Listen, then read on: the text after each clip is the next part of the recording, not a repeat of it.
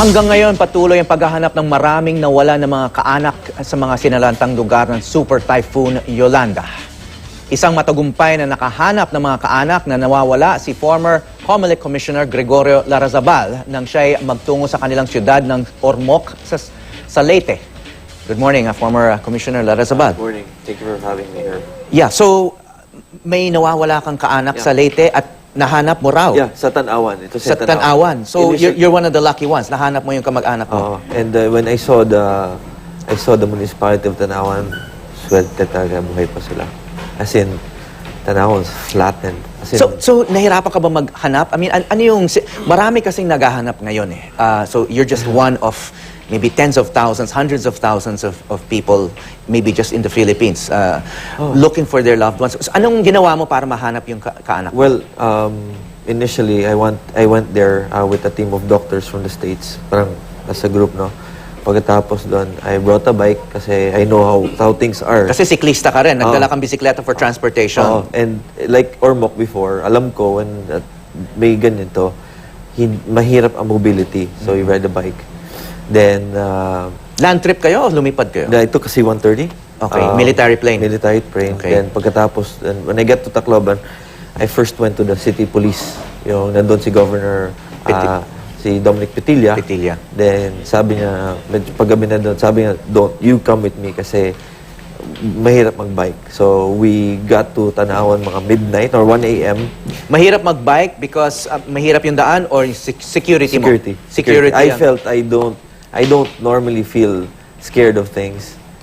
This is one of the times na iba yung feeling. So bakit nakakatakot? Ano yung sitwasyon doon ngayon? You know, biking from the airport to the city police, no? May banana ka mga bahay establishments, mga warehouse. There's one warehouse of San Miguel. You would see yung mga tao tugging along cases of beer. You don't steal beer. That's not normal. You don't see people bringing stuff na... So may nag-loot ng beer sa tindahan? No, Okay. it's from the warehouse. As in, Oo. you don't... Okay. That's carbo loading naman. But Okay. you don't... These are things that are not normal. And that gives you a sense of how things are. May papunta doon, nakita ko mong yung iba may dalang mga gamit. Yung mga food, walang problema yan. Kasi So sinasabi mo yung mga naglulut, hindi lang yung mga ginugutom? Hindi. Meron May mga iba doon. professional thieves? Meron. And that's, I was Na talking nagluluto. with General Bellarmino and some other generals there, and Governor Petilla. Meron talagang nag-infiltrate to steal things as a business already. Kasi for example, Okay. money in Tacloban is useless. Kasi wala kang mabili, walang tindahan bukas. Wala. So you can... At saka mahirap maghanap ng tindahan na meron pang laman. The Robinsons Mall is wala. Even yung mga upuan ng mga restaurant, nakaw. Kinuha na. Kinuha. As in, but Leyteños are really nice people. I don't think these are done by people, well-meaning people. These are done by looters talaga. And So kailan ka nandun? Anong time frame natin dito? Shortly after I yung was there Friday kasi Sunday. nangyari to. I was there Sunday. Sunday nandun ka that na. was the earliest I could fly in. Dumating ka Sunday and then nakauwi ka rito when? Midnight kagabi. Kagabi lang. I had to Okay. pass. So Tacloban, kasi naghahanap ka ng kaanak sa Tanawan. Yes. And So purposely, kasi sabi mo may kasama kang humanitarian group, no? And they're based in Tanawan now.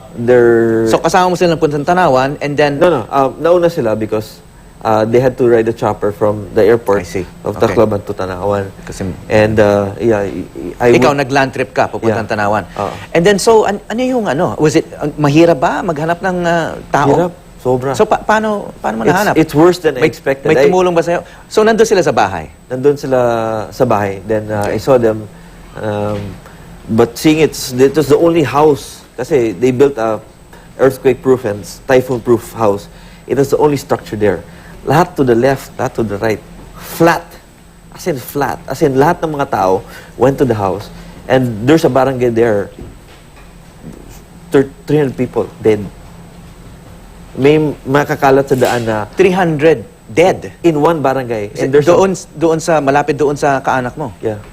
And How there's do you know? Sino nagbilang nun? Nakita mo lang doon or? Na LGU. The LGU told you na may And, 300. Isang barangay lang yun. Isang barangay doon. At saka, meron on the way to Tanawan. And in Tanawan, alam kong stench ng dead. We experienced it already in Ormoc. Dami, grabe. As in, nakamask ka na, air condition, you can still smell the stench of dead people. Okay, yung balikan ko lang sandali yung mga kaanak mo. They were okay? They're okay. Inuwi mo ba sa Maynila o nandun pa rin sila? Inuwi ko dito. Okay. But I was supposed to stay longer, but I was advised na I would be more effective coordinating things here in Manila than there. Kasi doon, an idea kasi So nagko-coordinate ka ng ano ngayon? we're coordinating relief efforts. I'm doing On it your own? on Or our may own. organization ka? On my own. Okay, on your own. Kasi tiga Leyte ka and you're yeah. going back, no? I'm going back. And I want to specifically target areas na hindi na mention napapansin. But as I tell people, work with GMA, work with organizations, please do not go to Leyte or On your somewhere on your own because first, sino mag-ayos ng security mo? Magiging burden ka lang. Oo. Sa- Hindi yun. Oo. Don't. And there are, kasi when you look at when you hear the Typhoon Yolanda na babanggit lang is Tacloban, hindi po. Merong Giwan Samar, Basay, sa Leyte may Ormoc, may Burawin, may Mahaplag, may Abuyog, may Tolosa, Tanawan, Palo. These are so many. Lahat yan devastated. Oh, and you know what? Like the food packs, ang suggestion na, kasi walang food packs lumabas outside Tacloban City. So, ang suggestion ni Secretary Petilla, wag na food packs, just give the food to the mayor. Sa mayor ang bahala para make it faster in distribution. You have to have a organizational plan on how to approach the situation, how to deliver goods. Because one day delay is one day where people cannot eat. And you know what happens when people cannot eat? It triggers off something. Kasi you're desperate. Ang iba nga, walang signal. But just to be able to charge a cell phone, for them, that's a sense of normalcy. That's a sense of order. You need that now. You need people to understand there is a structure, there is government, there is somebody looking out for you. And that's where the national government should come in. Okay, well, speaking of which, matagal ka nagserbisyo sa national government as a COMELEC commissioner. You were organizing nationwide events, elections. No? So, may mga lessons and insights ba from that experience that you can apply in this emergency? First things first is you need communications base. But aside from that, and as equally important or even more important, is the order that you will implement in that area where people are desperate. Meaning to say, communication is good, but how do you make sure that people toe the line? People do not have the sense that each man for his own, kanya-kanya yan, the best. Okay. So communications and security, of course, yung security na yan, it's easier said than done. No? But it is doable. Yeah, of course. You have to think it's doable. Pero ano yung first step doon? Kasi sabi mo, nagkalat na yung mga kriminal, no? What you do, kasi you don't look at it na, babagsak kami sa buong probinsya. Hindi. You do it by steps. Tacloban. Ayos na yan, Palo. Next, Tanawan. Bigger like a ripple effect, di ba? Palaki. Okay, so you got home last night. You were there for, Sunday to Monday evening. May mga may naobserbahan ka. Nag-i-improve ba ang sitwasyon in terms of, restoring order? This is the situation ng weekend. May bang progress? You have to hand it to the provincial government of Leyte. They're doing a really good job, especially cleaning roads. What they did is, before the storm, alam na nila yung problema. So, binalot nila yung heavy equipment. Binalot nila para pagtapos ng storm, pack, labas, so start clearing the road. Ang problema lang is, yung ibang heavy equipment operator nawala. Why? Because naghanap ng pamilya nila. So this is what people don't understand na. When there's a devastation like this, don't expect the local to perform their duties and functions fully.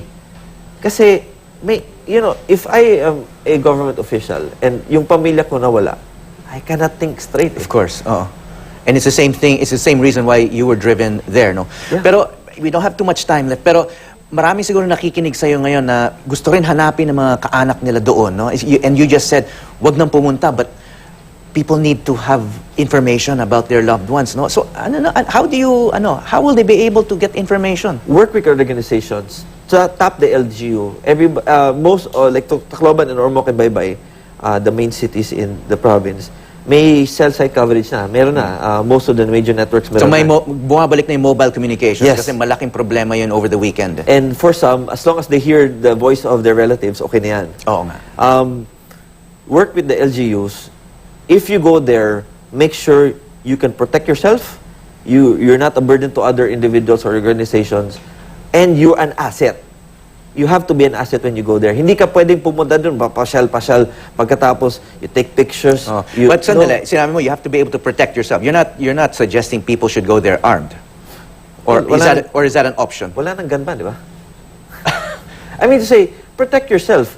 But I mean, ganun na kalala ang sitwasyon No, but- na private individuals going there need to be armed. no, it's mostly when you go there, protect yourself. Know when to go. Like for Okay. example, pag punta mo doon, Just go in be the morning. careful. Yan ang Just ibig be mo careful. sabihin. Oo. Oh.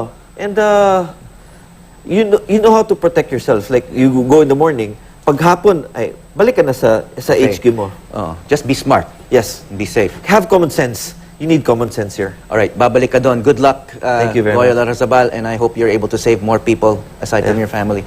Thank Maraming salamat, former COMELEC Commissioner Gregorio Larrazabal.